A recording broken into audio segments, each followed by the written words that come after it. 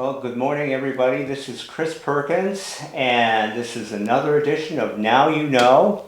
And we've come back to Lake George Regional Park after probably about 2 years, I think, Daryl. Maybe longer, Chris. Maybe longer. But time goes by when you're having Pre-COVID, fun. probably. So that's right. Yeah. But anyways, I want to introduce Daryl White, who is the director of Lake George Regional Park.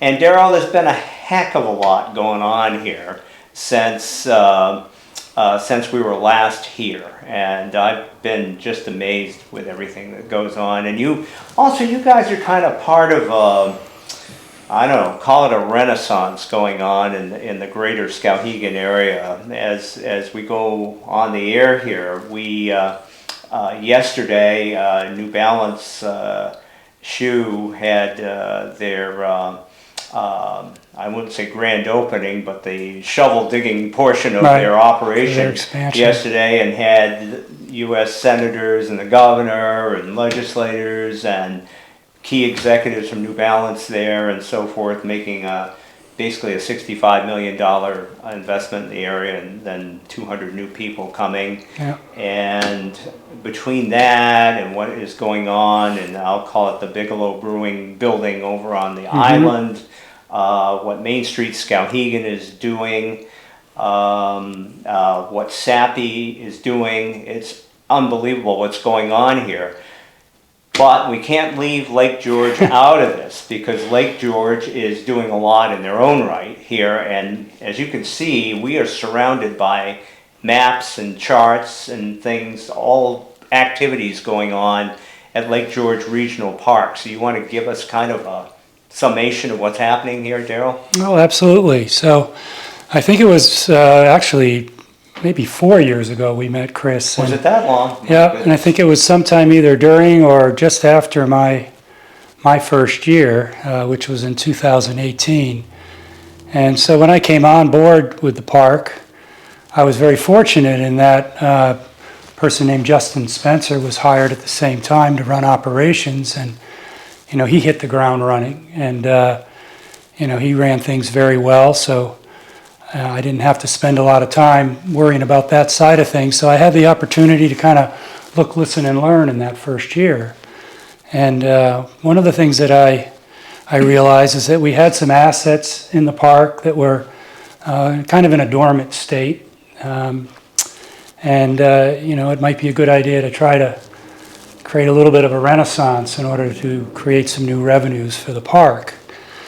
And then kind of simultaneous to that, because I was actually on the Main Street board prior to my tenure with Lake George. Things were evolving on that front as a part of the Run of River project, which now is the Skowhegan Water Park.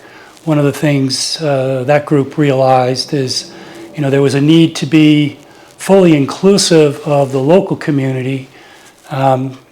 Whereas some of the focus up to that point had been on, economic revitalization, which centered around tourism, building the tourism revenue.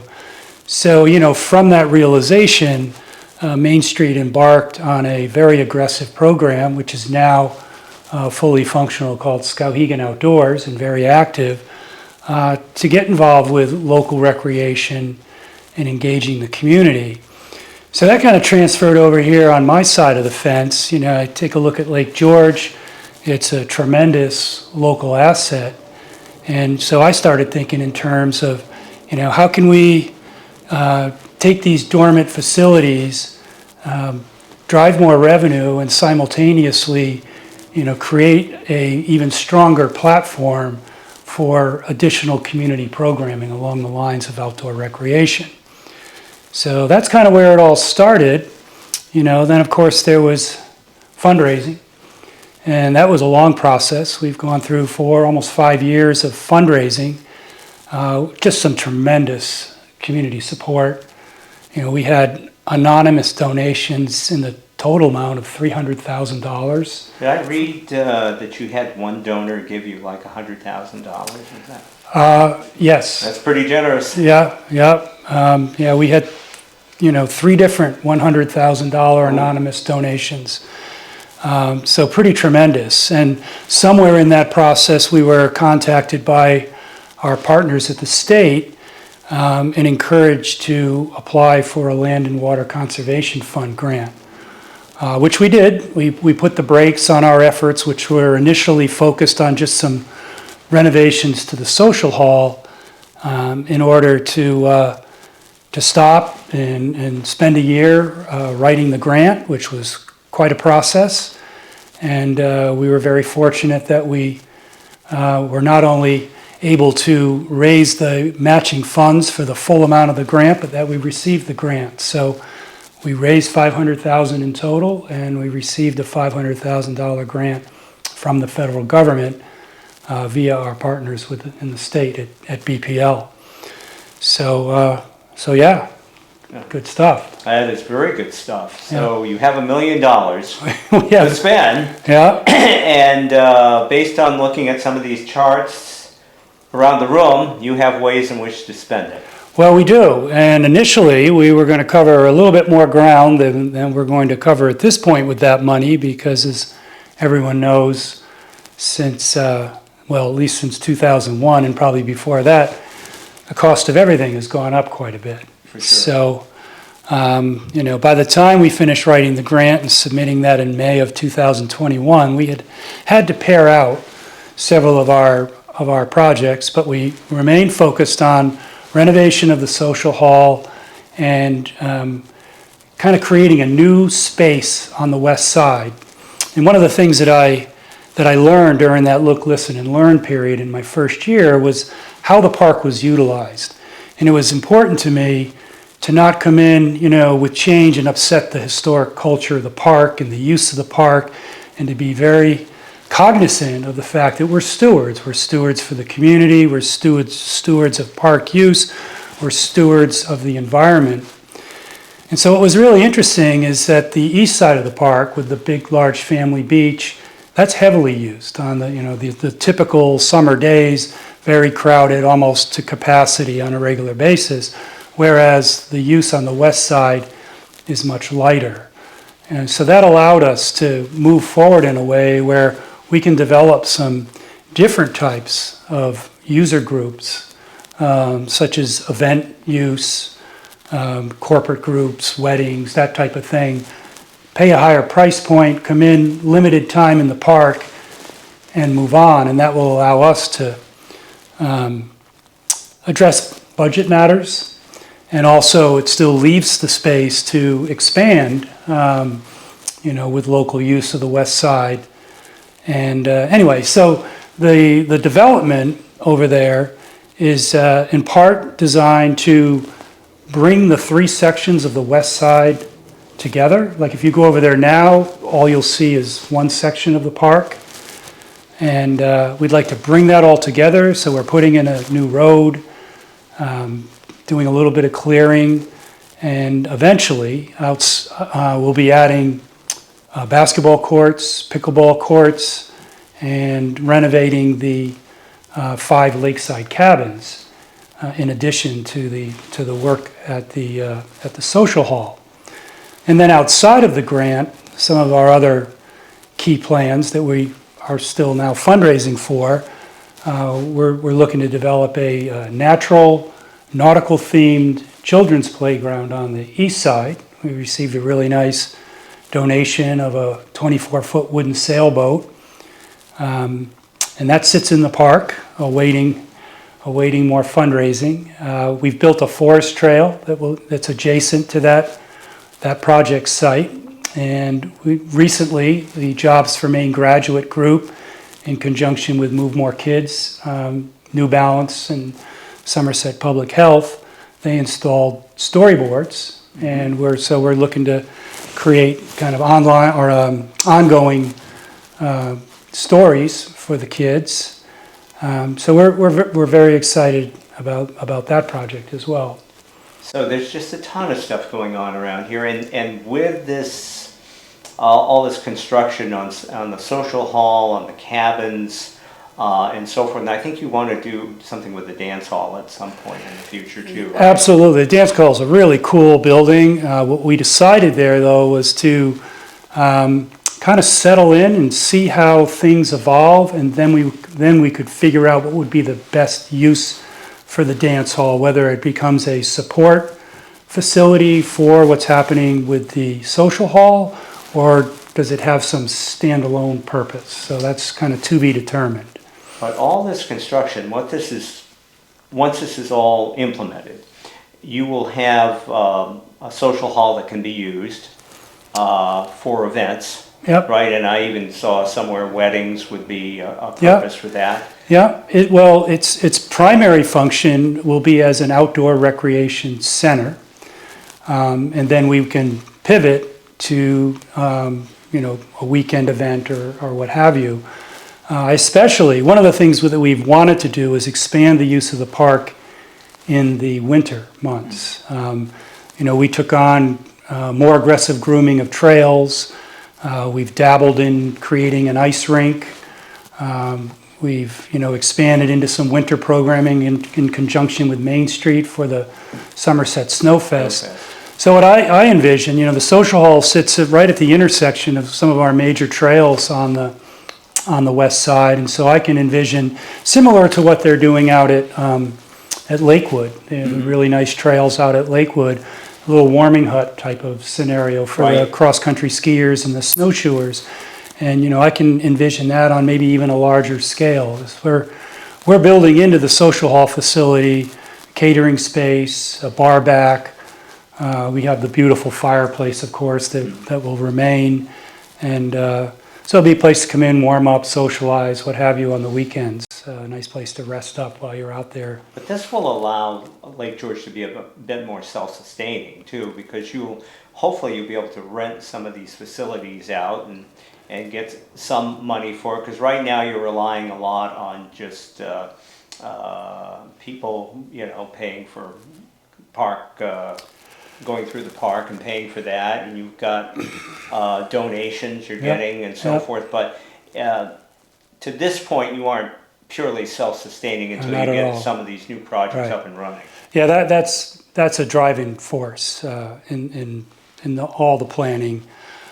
We run at a deficit operationally on an annual basis, which means the operating income, the revenue from the gate and group use, et cetera, does not equal the expenses that we incur to maintain that. So, we've got a great board. They roll up their sleeves. We have, various fundraising events every year, auctions, dinners.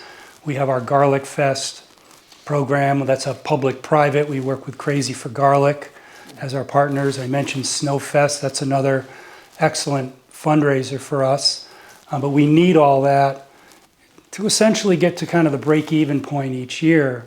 So, it's important in our planning and in our vision that we kind of get ahead of that curve to the point where we are self-sufficient operationally, and then that fundraising work can be transferred to more community-based programming and more, maintenance of the facilities, improvements of the facilities, and then increasing programming for the community. That's the general idea. Well, hopefully this would take some of the burden off, and all the fundraising things that you're having to do right now, Right. making it a more self-sustaining place. And Absolutely. Because, I remember when Lake George was first started back in 1992. I think I was on the board of selectmen back then, and I remember asking them the question. I said, you're not getting any state support from this.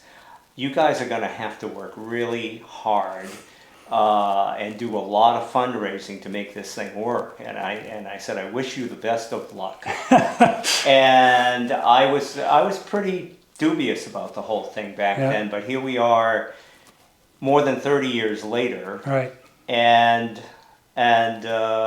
you guys not only have been successful, but I would almost say you're thriving now, or Well, close to it. you have to give hats off to the people who drove that initial effort, and I know there was some wonderful folks involved with that, and then all of the people all along the way that have have kept it going to this point. Certainly a labor of love. And yeah, so we're hoping to kind of go to the next level at this point and become more, just self-sustaining. We've never reached out for operational support anywhere. I mean, we get we get funds, we get grants. The town of Skowhegan has provided some support for the capital improvement projects. There, of course, we mentioned donors, some grants. We have had funding in that capacity, but operationally, it's always been just us. Yeah. And that's the There's tough part. No state support, and the towns didn't have any appetite, I remember back then, Right.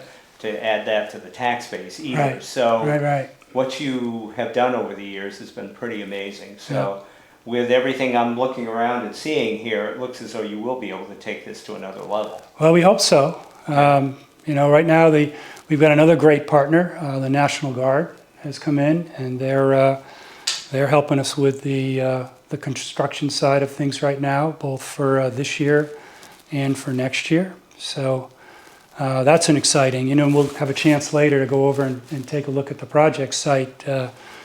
It's pretty exciting. Well, I think that what we should do next is maybe go to the preschool area where you've Sure. done a number of renovations there, so people can see what that is.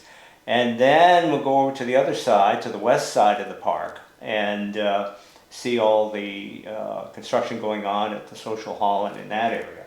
So we'll be back in a second and you'll see more. Okay, we have a little bit of a change of scenery, folks. We're now on the east side, or I refer to as the Canaan side of the park.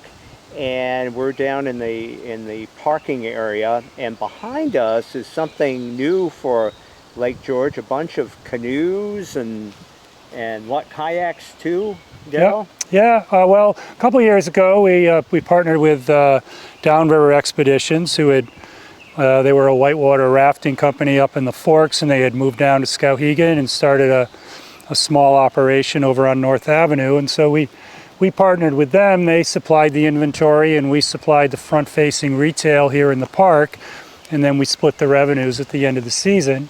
Well, last year they got out of the business altogether, so we purchased the fleet from them in order to continue what has been a growing and improved dynamic at the park, having these boats for rent for our park users. And then also on the trailer here, those boats belong to Skowhegan Outdoors. Just more evidence of our continuing partnership with Main Street and the Skowhegan Outdoors operation. So. And that has become quite a partnership, hasn't it, Daryl? I mean, you the Somerset Snowfest, you co-sponsor that with Main Street Skowhegan.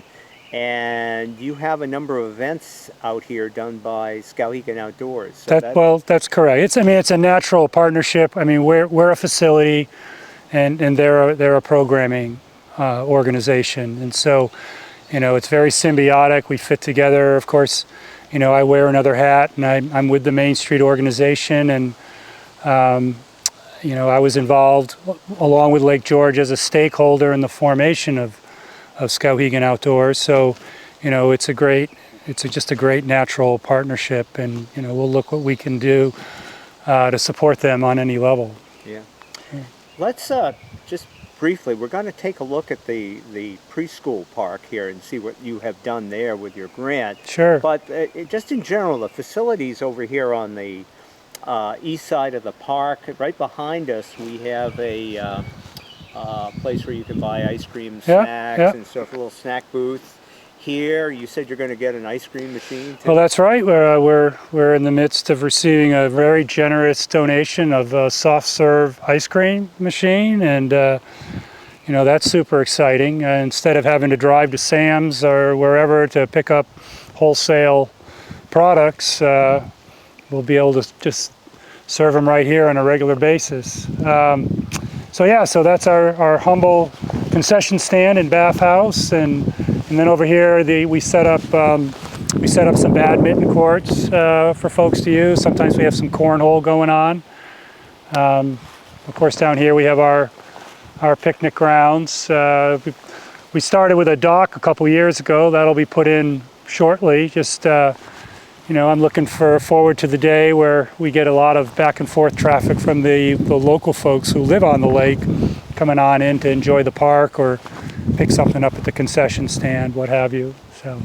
And you have a lot of local people and a lot of area people come here, and I've seen different numbers used, but like 30,000 a year or somewhere? Yeah, somewhere. It's hard to get a full estimate. Of course, we can easily get our gate numbers, but it's a year-round facility, and people use the trails or they come in through the boat launch, and so we've taken the numbers that we can put on paper, and then we've sort of done an estimate on the other uses, and that's the number we typically use. And you folks are very reasonably priced so that the average family can come in here and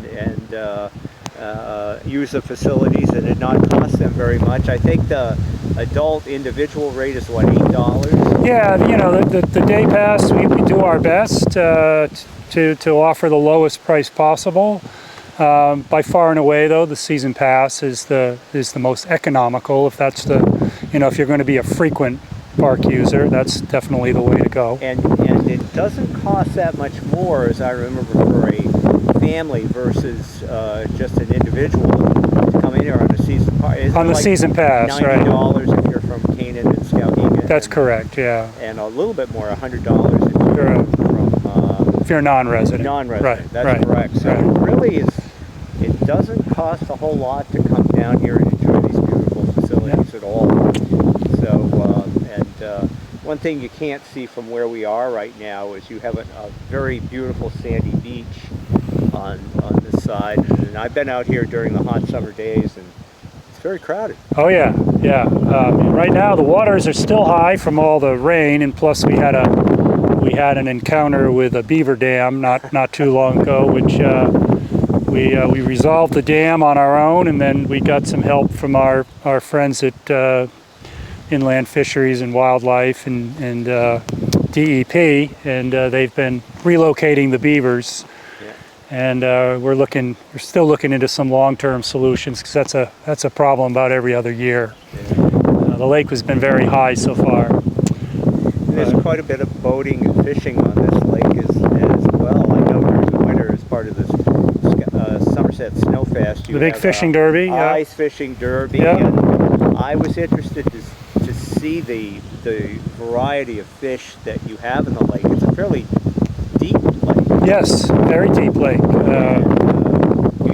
You had landlocked salmon here? I've heard that rumor, yes. Well, I saw that there was a prize for catching a landlocked That's salmon, right, so I said yeah. there must be here, and there are various trout. Yeah, there are a lot more people more qualified to talk about fish in the lake than myself. But yeah, I've heard that rumor too. Yeah, so. But it seems to be a pretty good lake for that as well. Yep. So this is quite a facility over here, and in a little bit we'll go over to the west side of the Skowhegan side and show you what's going on, because that's big stuff going on over there right now. That's where we're. Now we want to see what you're doing with the preschool. Sure, area. sure. We will do that. We'll take you there. Okay. Okay, we're on the Glacial Rock Trail, and there's probably a reason it was named Glacial Rock Trail, because we've got them here, a bunch of them, and we will give you a view of that, and just gives you an indication of what role glaciers played in formation of land in this part of the state and the whole state, really. But some pretty huge rocks here. Yeah. Well, we're viewing this as actually a part of our plans for our playground. The trail, although historically named the Glacial Rock Trail, we also now are calling this our Forest Trail. A couple years ago, one of our Skowhegan Outdoors partners, one of the AmeriCorps staff, offered up the idea of a forest trail. And that simply is a trail for children that has points along the way where you have opportunities to promote activity And then since we embraced that concept, then we've added to that with the storyboards that you see here along the trail. And this was a partnership between Jobs for Maine graduates and the Move More Kids program. And these were recently installed. So along this section of the trail, it's been put together so that we can offer this as an ADA access trail, where the boards are at a height where if you're in a chair, you're able to still read the story. And our ultimate goal will be to have a story that can start and finish along this stretch of accessible trail. And then we have the longer trail that goes out behind the Octagon building. It's a 400 linear foot that does a loop up and around and ends up back down here, so it incorporates this part of the trail. And there's storyboards throughout. Our ultimate goal is to work together amongst various community members. We've already engaged Samuel Harper over at the art department in Madison, at Madison High School. He's a tremendous artist, and we want to look to build some of our own stories and illustrations. And we want to focus our stories on, love of the outdoors, activity, and we also have a healthy eating component. We do a lot of work with Somerset Public Health with our camps, their Fit Kit programming, etc. So we're really, we're trying to be a good partner in local community health as well. So all of this kind of ties in to some of our broader programming plans. Well, let's take a walk along the path and let's move over to where the construction is going on. Oh, sorry.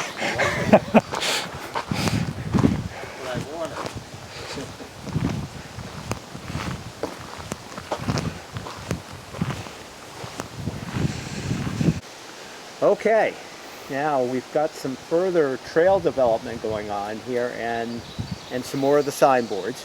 Yeah. Well, one thing that I'm learning from the work we've been doing with Main Street and others is there is a lot that goes into trail building. There's currently a community effort for a master trail plan, and that's being done in partnership with the Outdoor Sports Institute and Main Street Skowhegan. But here what we're seeing is some construction that was done by the Maine Appalachian Trail Club last fall, and this reroutes the water off the trail so you don't get the erosion, and it also dries the trail out faster. And they did a tremendous job here. This is again the Forest Trail.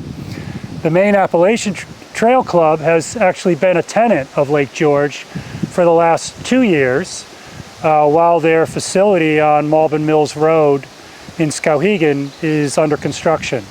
And they've also partnered with the National Guard. And so right now, there's a National Guard team in Skowhegan. People are probably seeing the big trucks going by all the time.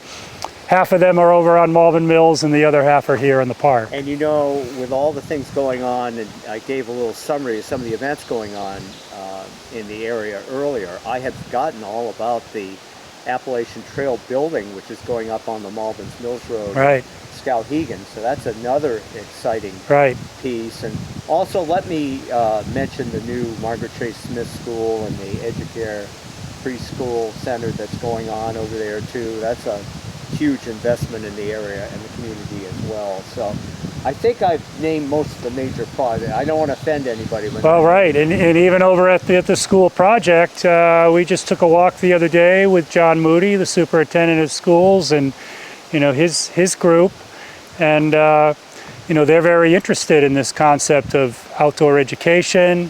And there's trails, the Heselton Street trails are right there adjacent to the school project. So that's an area that we're focused on in terms of improvement and integrating into the curriculum in some capacity. Very good. Now we're going to take a little walk and we're going to show you another building, or actually the boat. Yeah, we're going to take a look at We're going to take a look at the boat. Yeah. So bear with us, we'll be back. Yeah, this old building here. The octagonal. Yeah, they renovate. Okay, we've moved again, and we're down looking at a sailboat that's Yeah. going to be renovated as part of your program over here on the east side for the preschool kids. Yeah, well, we've been talking about this for several years. We accepted a wonderful donation from a local person who had built this boat, and found out that in order to fix a leak in the boat, 700 pounds of brick ballast had to be removed. So the thought was, well, we'll do something else with it. And the donation spurred the idea of a nautical themed playground. So naively, we unveiled the boat and we built some structure, what we thought was making it safe. And then once we started talking to permitting people, we realized we were a far cry from that point.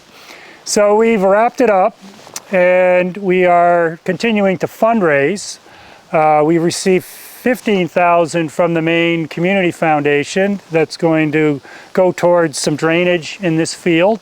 As you can see, it's pretty muddy here, so that we'll have a good subsurface. And we're continuing to look to raise money, and the idea is down in this lower area with a nautical themed natural playground, meaning we'll use features from the surrounding area, logs, rocks, etc., as play features. And then we will incorporate this little hill over here. There'll be a slide to come down, maybe some rope climbing to go up. All of it to promote fun activity. And then up at the top of the hill, there's the old Octagon building, which we need to put it to a good use. And so our idea here is a playhouse, which is an imaginary lighthouse, if you will. So the idea, we have this overall concept for the park, for our programming. It's centered around the building of our facilities. We call it progressional programming. And the idea would be that we start generating opportunities where people can come in and plug in at any ability level, and then there's opportunities to progress.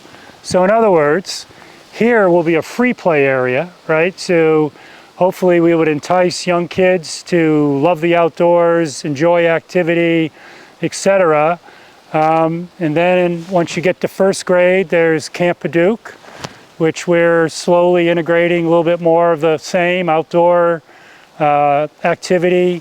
Once you get to sixth grade, there's the opportunity for rec camp. Okay. And then, of course, Skowhegan Outdoors is now starting to develop some of their own specialty camps, like a mountain bike, I believe, a mountain bike camp they're having. I think, don't quote me on that, but I think that's what they've got going on, among some other things. So the idea would be that you can plug in early and keep going. And so I envision this here as just a place to inspire. It's that natural play where parents can come and sit. We're working with our Moden alumni, and we've got a fundraiser going there to develop what we're calling Moden Gardens. And so around this area, we plan to plant trees, shrubs, flowers, and install little granite benches, seating areas for parents, guardians to sit while the children play. I just got a little note from former New York City Mayor Ed Koch, who was a Moden. He's a Moden alumni with a little note with a check. So for the Moden Gardens, so that was exciting.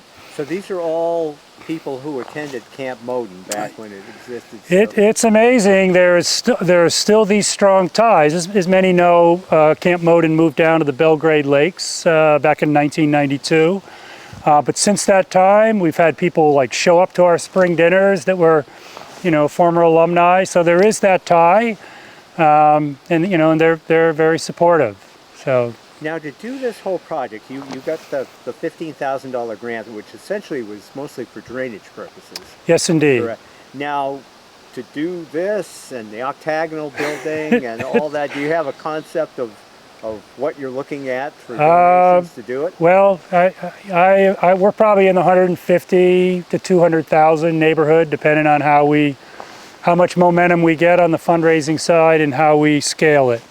We've had we have a great supporter in Skowhegan Savings. Okay. We've had some other recent donations, the Betterment Fund, the Quimby Foundation. Some of those donations have not been specifically earmarked, so we may plug them in here. So little bit by little bit. So how far along are you, would you estimate?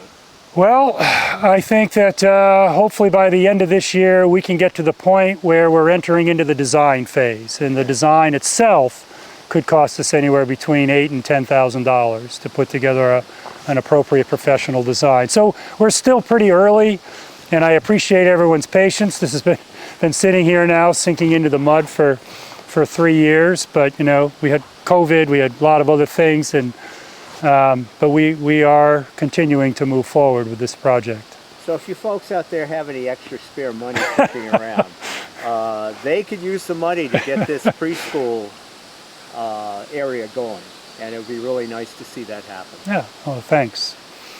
So we're going to go from the east side to the west side, and that's a happening place over there. We'll have to put our hard hats on. So we will go over there and be back shortly. All right, we are now over on the west side of the park, and there is a lot of stuff going on over here.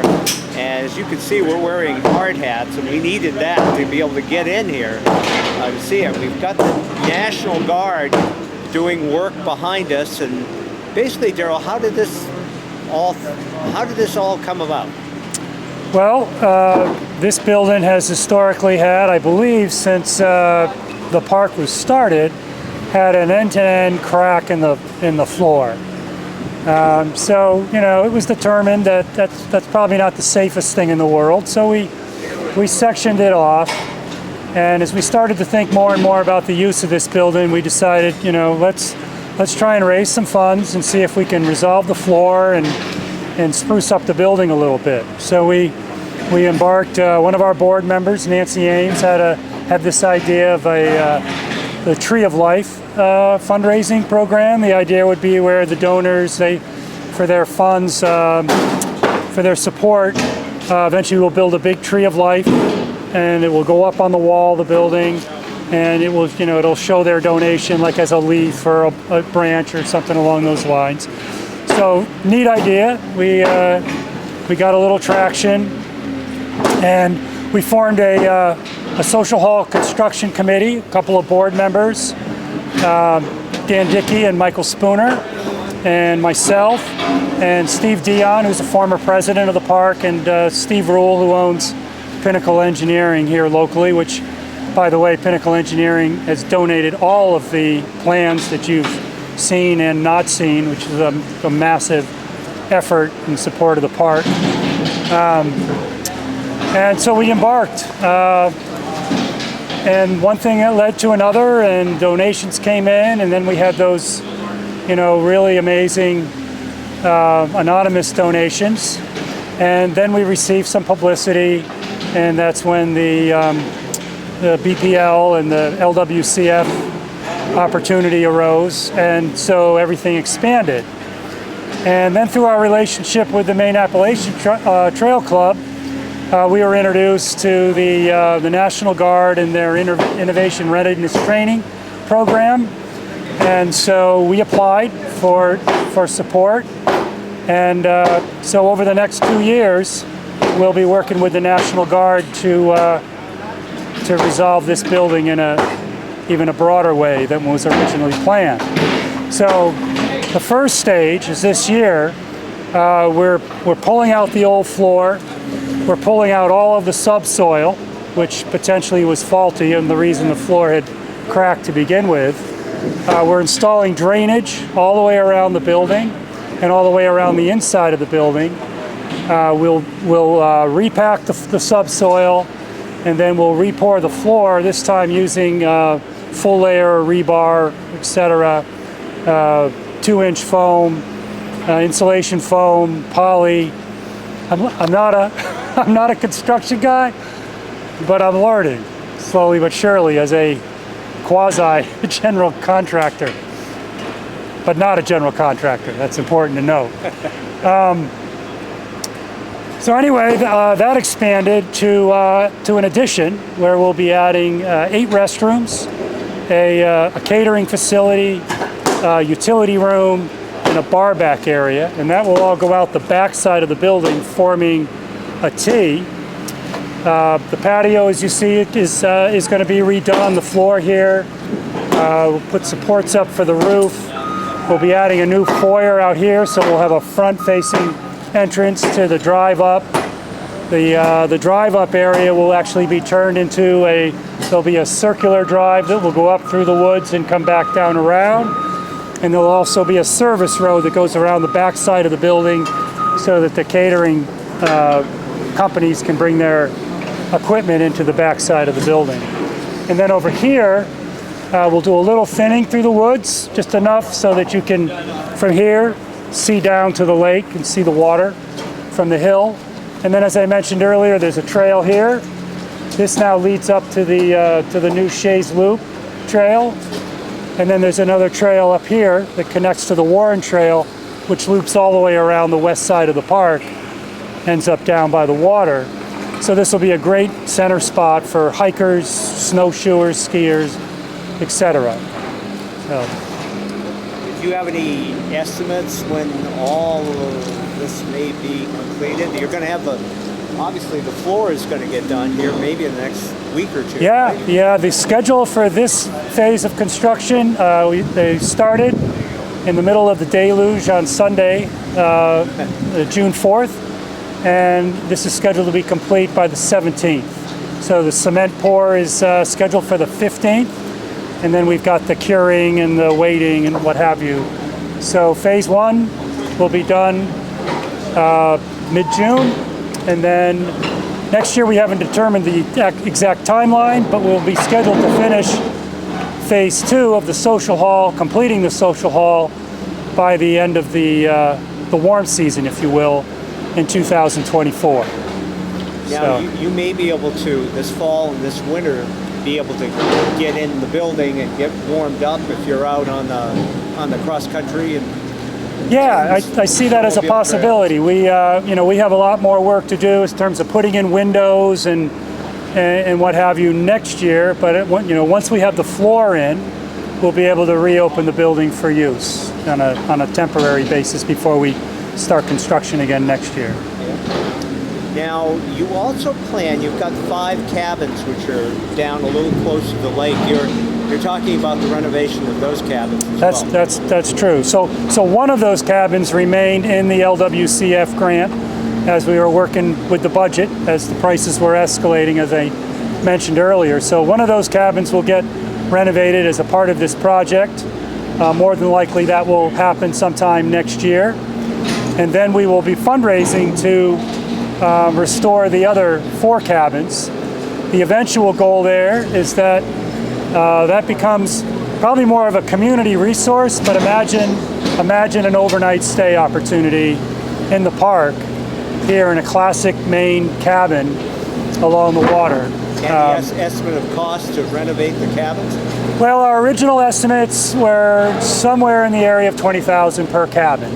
That may have changed a little bit. Those estimates were done pre-COVID, pre some of the inflationary scenarios. Add another 20% or so. Yeah, there you go. There you go.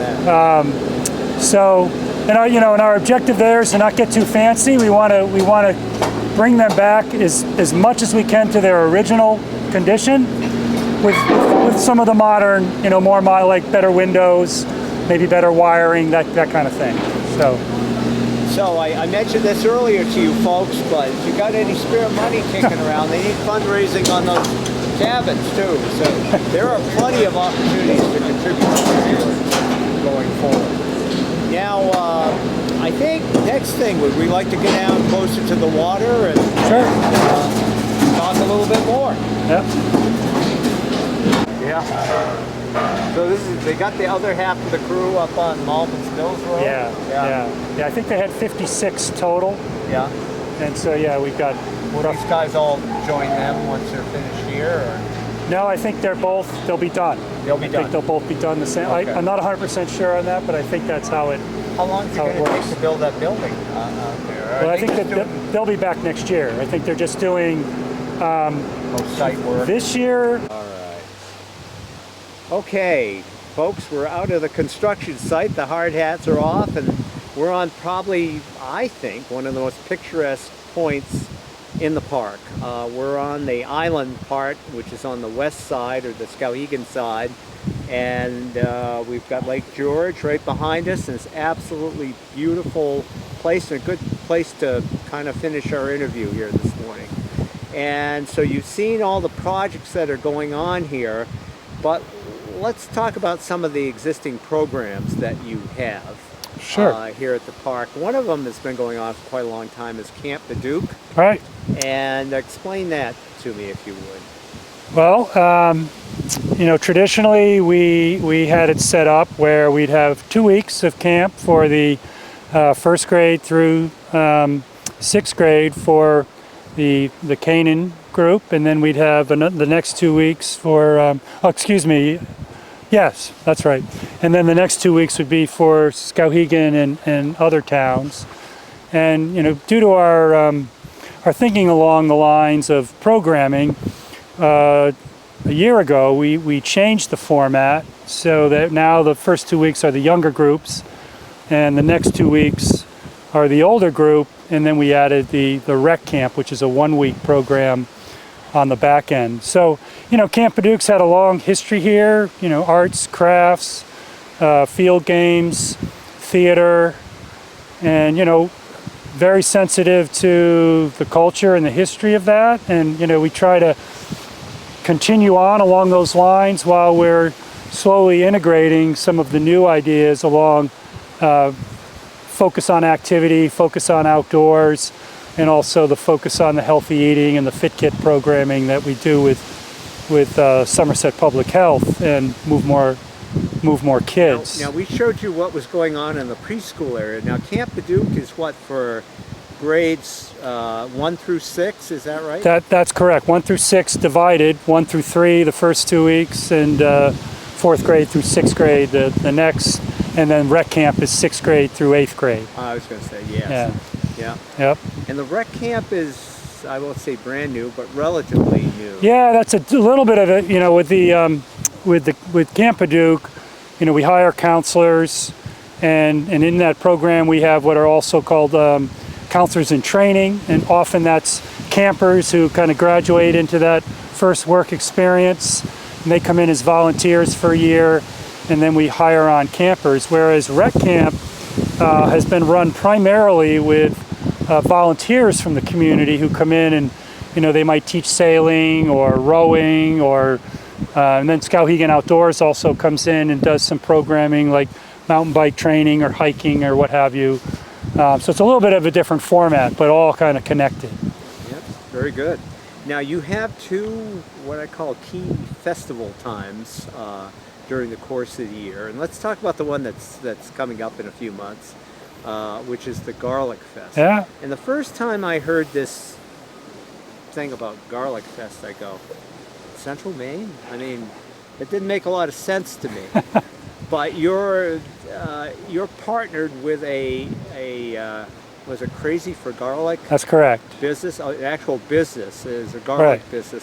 So how did this all kind of come about? Well, Erica McCann and Jason Waugh, they have their side business, if you will, Crazy for Garlic, and they have a small garlic farm, and they'd had this festival on their own property in Canaan for a period of years, and they were getting to the point where it had become so popular it was outgrowing their space. And so Heather Kerner, who's one of our board members, was the president at the time, brought that idea to me that maybe we should think about talking to Jason and Erica about a partnership, because we've got the beautiful space here.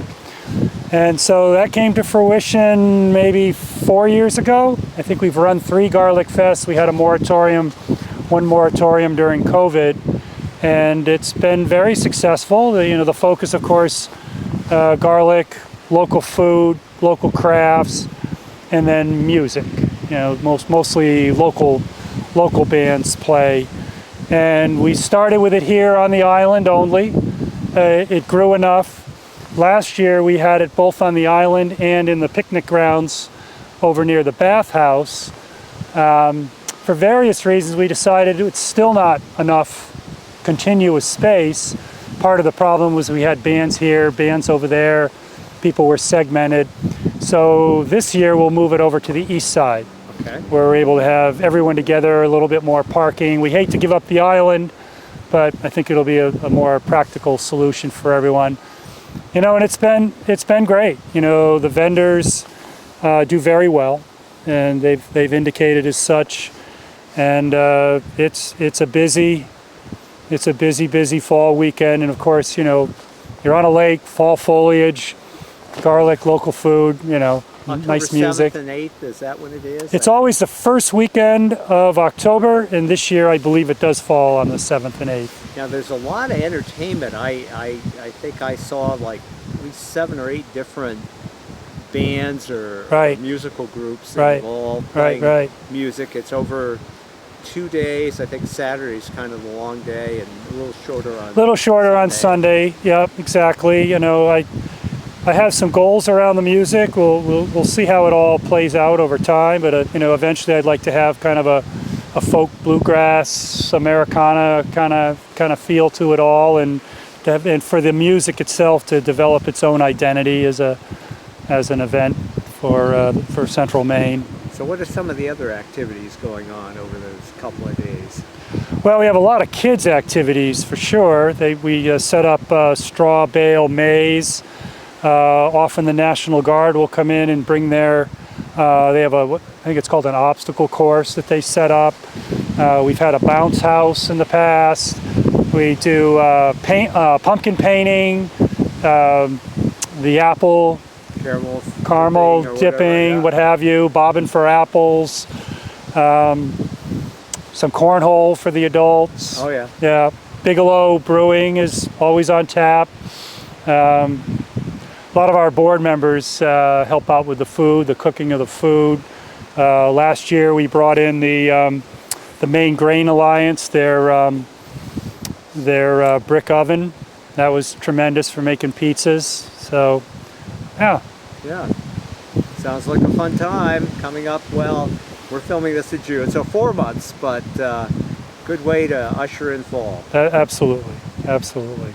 Now let's kind of either go back or go a ways forward, I guess, to Somerset Snowfest. Yep. This has been going on for what, at least 5 or 6 years now, or? Yeah, well, you know, Lake George had its own winter activities for a number of years. The fishing derby, and then the annual box sled derby, which, you know, the kids and parents, they put together using cardboard boxes, and you know, and they slide down the hill, and we give out different awards for, you know, best sled, best crash, longest ride.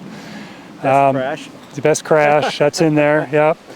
And then we've added some fun events, and you know, of course, we partnered with Main Street on that side of the fence. That the whole concept of the skijoring was developing, which was, you know, Mary Haley's. I think it was her idea. It was.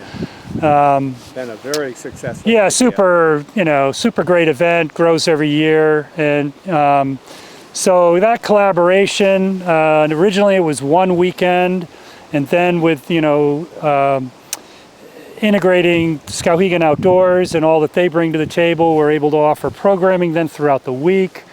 You know, Lake George and Main Street partner, but there are other entities that play a major role. Somerset Woods Trustees Properties has events, Lakewood Golf Course. I'm sure there are others, but yeah, it's all about a community-wide event, and it draws both locals and people from away on a pretty large scale. So, and you have something called Ice Hole event. That's right. Which is kind of How do I forget about Ice Hole? Yeah. A unique event. Yeah. And describe that? Well, it's like a combination of maybe cornhole and shuffleboard, you know, on ice. It was originally, you know, a bunch of fishermen or ice fishermen, and what do you do between pop-ups, and they came up with this game. I think they started it maybe with rocks and in a hole in the ice. I don't know, but anyway, Jason Cook and his gang, they got together and put together this. It comes in a bag called Ice Hole. The pucks, the instructions, little tape measure. Yeah. And they've been selling it online, and I guess it's sold in a lot of places across the country. So, you know, Jason's always been a friend of the park, so we brought him on board the last 2 years ago, and it's gone great. It's gone really well. You know, we give out trophies, and what's funny is like this year, in both the divisions, guys who just walked in who had never played, you know, beat the hot shots who have been playing ice hole for 5 years, and we both of our tournament winners were novices. So, Interesting. so it's a game of both skill and obviously luck. Some So luck involved yeah. in that too. yeah, Well, that's interesting. I have never heard of ice hole before. yeah. So Well, invented here in Skowhegan. I mean, I'm sure there are lots of versions of the game going on in different ways, but it was professionally coined here in the town of Skowhegan. now some other things you have this downhill kayak That's right. race. Yeah, I yeah. use the term kayak loosely because it could be a number of different types of boats. You could, yeah, really any type of paddle craft, and the trick there, I'll let it out there, is instead of a paddle, you use like a broomstick. You'd have a little better control with the kayak coming down the hill. But you know, that kind of came out of the original formation of Skowhegan Outdoors. We were working with the Outdoor Sports Institute up out of Millinocket, and what they do, they're a foundation that their mission is for outdoor recreation to be an impetus for rural Maine towns to facilitate positive change. So we rallied around that, and what OSI does is they train the trainers. Yeah. So folks like myself and Christina Cannon and others in the AmeriCorps group, we would go on up to the Millinocket area and we did our training on whitewater. Yep. So we were learning all kinds of things about group dynamics and outdoor education and what have you. And so we kind of tied into that kayak scenario, and we found ourselves going up probably 2 or 3 times, camping out, going on these whitewater kayaking trips. And, you know, I got to almost class 3, but I still had to do the walk of shame around the class 3 feature. But some of us, well, even Christina was going through the class 3 on her stand-up paddleboard. So the young guys, they were advancing. I was a little bit stuck in the class 2 mode. But anyway, that inspired us along the lines of the downhill kayak race. Now, that was another it's a fun clever group. idea. And you have a winter triathlon. That's right. Yeah. You know, always promoting fitness. So the snowshoeing, cross-country skiing, and fat tire mountain biking is the way that works. And we've also added, we have a kite flying event. Yes, I was Right. going to mention that. So our first year, or 1 year, we had a bar out here, and it was blowing like this, and it was freezing cold, and nobody wanted to come out and have a beer on the island. So we scrapped that idea, and we thought, let's fly kites. So the next year we have the kite flying, and there's no wind. Yeah.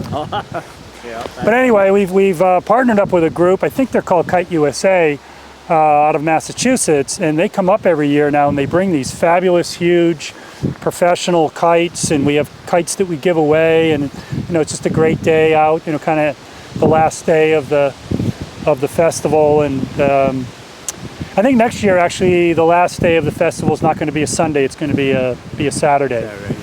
I think it'll end with the skijoring is how we're going to do it. So some of those events that were on the last day will be moved into that first weekend. Because you're going, what, 8 or 9 days? Yeah. We're going to shorten it with 1 day because the skijoring is just, it's kind of like the last hurrah. So, yeah. So we have covered a lot of territory today. Can you think of anything that we haven't talked about that you'd like to mention in the last minute or two of the show? Well, you know, at the end of the day, we're a park. Yeah. You know, and that's the most important thing. You know, we've got a lot going on for a number of different reasons, but you know, we're here. This is a great third place to come after work, to come on weekends, to bring your family, to bring your friends. Picnic grounds, one of the cleanest lakes in the state. You know, it's a great spot for our local community. and a lot going on here. Indeed. And so, Daryl White, thank you very much. And Thank you, Chris. We promise to come back to Lake George. Everything happening. I'm sure we come back another year. We're going to see a lot more being done. Yep. So, I'd like to thank you folks for listening, and now you know.